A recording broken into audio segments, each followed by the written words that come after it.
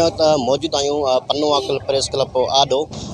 एक ॾियारो अॻु पन्नूवाकल ॻोठ सादिक साखाणी जा रहवासियुनि सां एक औरत ॿार समेत पन्नूवाकल तालुका अस्पताल में यम कयो। यम जेको आहे सो अस्पताल जी नाइली सबबु ॿई जेको आहे नंढे ॿार समेत पंहिंजी संदसि जेकी आहे माउ उहा बि फोत थी वई हुई। ऐं काल्ह सुबुह जो सनन उन जी न्याणीअ जी जेको आहे माउ बि फोत थी वई हुई। उन वाक़े हवाले से पन्नूवाकल जे एमएस जे हवाले सां उन ख़िलाफ़ पन्नूवाकल में सियासी समाजी अॻवाननि पारां एहतजाज कयो आहे। पन्नूवाकल प्रेस क्लब मुख़्तलिफ़ जेके धुरियूं आहिनि उहे हिन वक़्तु मौजूदु आहिनि। अचो त उन खां पुछूं त हुनजो छा चवणु आहे। त ही वॾी अॻ में जेको तालुका अस्पताल में सान्यो थियो आहे, जंहिंमें डॉक्टरनि जी लापरवाही एमएस जी लापरवाही जे करे असां उन जी मज़म्मत कयूं था ऐं अपील कयूं था आला अमलदारनि खे, डीओशो खे त उन जी जांच कराई वञे।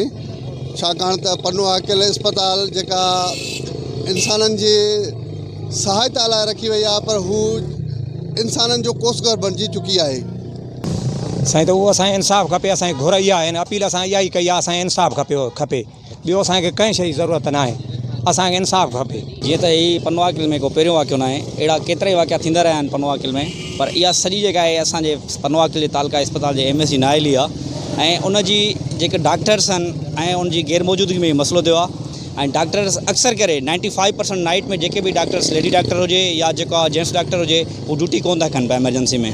ऐं अक्सर इहो मुंहिंजो ज़ाती मां पाण बख़ुदि ॾिठा आहिनि ऐं हू कोन था अचनि पिया। ऐं हीअ उन्हनि जी नाइली जे करे थियो आहे। हिकिड़ी स्वीपर ऐं हिकिड़ी नर्स जेको आहे डिलीवरी कराई आहे, इहा हिन जी नाइली आहे। ऐं हिन वटि जेके तक़रीबन करोड़े रुपया हिननि खे जेको आहे बजट मिले थी, हिन वटि काई बि शइ अवेलेबल न आहे। इवन अव्हां जी पेनाडोल जेका टेबलेट आहे उहा बि तव्हांखे हिन वटां न मिलंदी। पन्नूवाकल तालुके में ही को पहिरियों वाक़ियो कोन आहे। मुख़्तलिफ़ अरसे जे दौरान ही वाक़िया थींदा रहिया आहिनि, पर अमले जी नाइली सबबु, स्टाफ जी नाइली सबबु ऐं एमएस जी नाइली सबबु उन्हनि जे ख़िलाफ़ काई बि हिन महिल ताईं कार्रवाई न थी सघी आहे।